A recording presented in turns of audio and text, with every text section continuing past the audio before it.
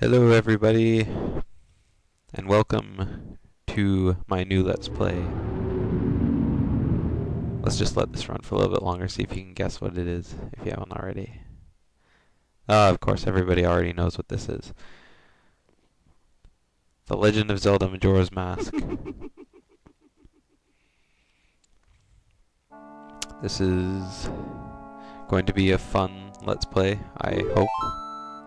This is my absolute favorite video game of all time, Legend of Zelda. So, yeah, let's get started. I already have a file going here, but I haven't looked at that one in a while, so yeah, we can start there. You'll understand what all those mean later on, as well as that little symbol, the owl symbol on the right-hand side there. Alright, well, let's hope to get through the, opening sequence. If any of you guys are wondering, I always make this name when I play any Legend of Zelda game, from the Game Boy games to this one. It's just me and my friend. We started playing through Ocarina of Time one time, I think it was Ocarina of Time. We chose that game. So anyway, here's the story. Legend told of a boy. This would make a lot more sense if you played Ocarina of Time. So yeah, saved Hyrule from an evil.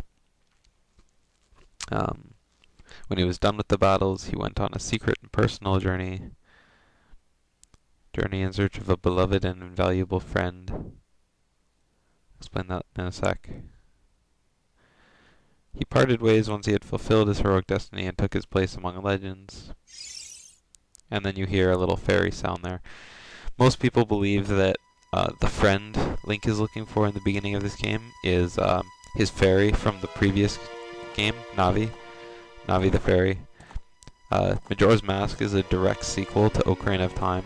If you guys don't know, so yeah.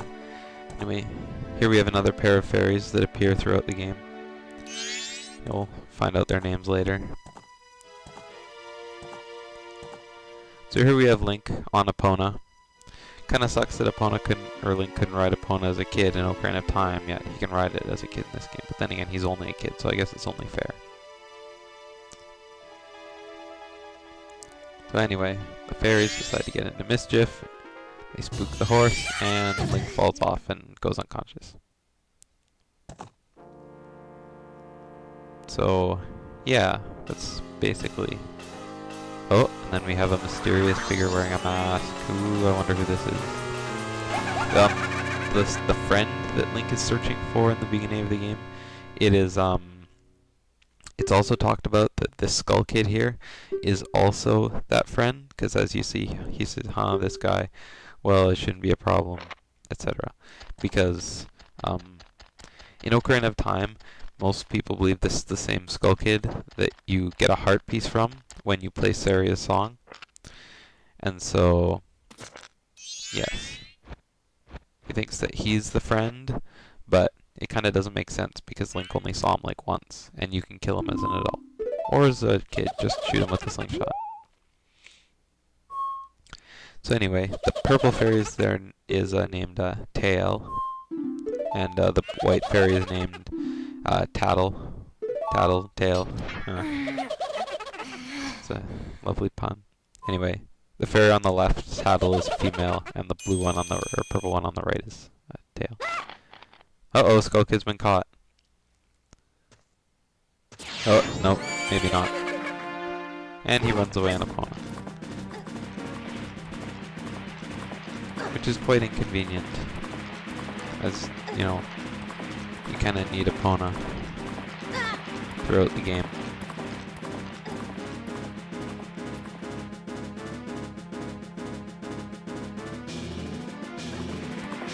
And then Link gets tossed off Epona. And now is where we start the game. So basically, the controls in this game are fairly simple. A is your action button. Hang on a sec. Okay, sorry about that quick jump there. basically your B button is your sword. It doesn't do anything else in this game unless you're in a different form, but we'll discuss that later. A is your action button. It performs all, you know, talking to people, looking at things, etc. You can use up on your C stick to look around, and each of the C buttons you can control an item, but it's the beginning of the game, so we don't have any items yet. But yeah, if you're wondering what I'm doing here, I'm just running away bushes. We'll understand what those do later, but at this point it's just something new to add to the game to be like, hey, people play this game. Link gets a sideways flip and a double flip here in Majora's Mask, whereas in Ocarina of Time he didn't. So that was really cool when first playing this game, when it first came out. I don't think I bought this game until... Actually, I don't know when I bought this game. But this is an old cartridge. So anyway, Link is falling down. Most people believe that this scene here symbolizes Link passing into another dimension, which kind of makes sense because Termina is inhabited by a bunch of people that look like the sprites in Ocarina of Time. But, you know, sprite recycling, that can be explained, but that's no fun. That is a scary scene right there. Oh my goodness. So anyway, the horse doesn't listen to the Skull Kid. So Skull Kid gets rid of it, and Link looks irritated right there. Like he's doing the face. Anyway. Okay, so he's gonna have a little fun. Wow.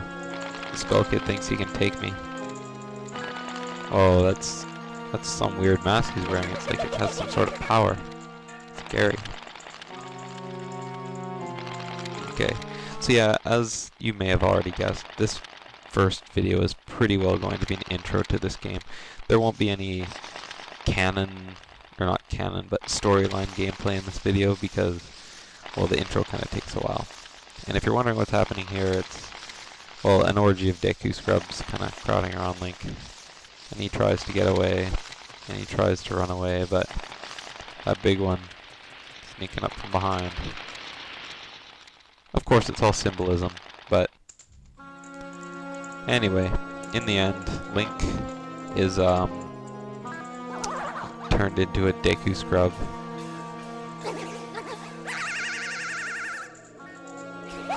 And the Skull Kid finds it incredibly funny. What a jerk. What a jerk. I'm gonna have to go after him. Oh, but stopped. In his state, Link is so weak he can be pushed over by a fairy, a ball of light. And don't. Okay, Tattle is now separated from the Skull Kid and Tail. How convenient for Link. Okay, and then dunk dunk dunk dunk dunk dunk dunk. Oh, too many dunks. Okay, so then she turns her eyes on Link. And yeah.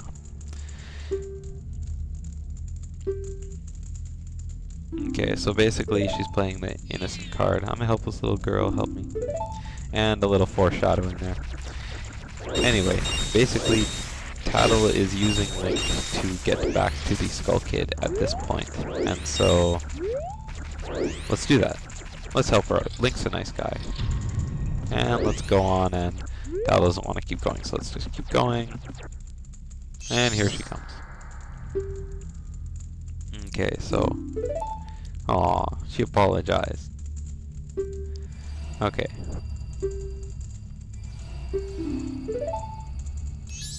Okay, so your partner for this game is Tattle the Fairy. And, she's not a very girly girl, but, yeah. And, yeah, Link doesn't know what to make of it. Anyway, these flowers on the ground here, Tattle will explain, but let's just, let's kind of skip that over. I can explain a little, well, not faster, but yes, I understand. Anyway, these flowers here, you use your action button and you can dive into them. And then when you pop out, you can float. Isn't that amazing? Link moves a little faster when he spins, so whenever I move, I'm going to be spinning a little bit there. So yeah, basically, throughout this game you get different forms of Link not countering, but each of the races of the Legend of Zelda world. And yeah, the Deku ones can fly with these flowers. And they can also drop Deku nuts. And normally I don't equip these or get that chest in general, but it's a Let's Play. It'll be fun. Okay, see, you just press B and you kind of drop Deku nuts like that. So it's nice for hitting oncoming enemies, and we'll be doing a little bit of that when we get to the first area of the game, which will be a long time from now. So yes, that's just a Z targeting tutorial right there. And it is widely believed that this thing here is actually the soul of that thing. The living soul is actually what powers you in this form. You'll understand as I play more through the game if you haven't ever talked about stuff like this on discussions and stuff about this game. I really love this game, so we'll touch on that later. I'll share some of my knowledge with you guys and some theories about the game and such. Anyway, yeah, sorry. Going through the door, you can't ever go back through there, so you're kind of stuck. And going out here, we get stopped by the Happy Mask Salesman. So right here, where we are right now is Clock Tower. So whenever I refer to it, that's this area here. There's also an area above, but we'll get to that in the next video, or maybe the one after that. Okay, so basically, an imp stole a mask from him. So the mask that imp was wearing is this guy's. So he knows a way to turn me back into my normal self. But I have to get my ocarina back, because the ocarina was stolen by Skull Kid. So yeah.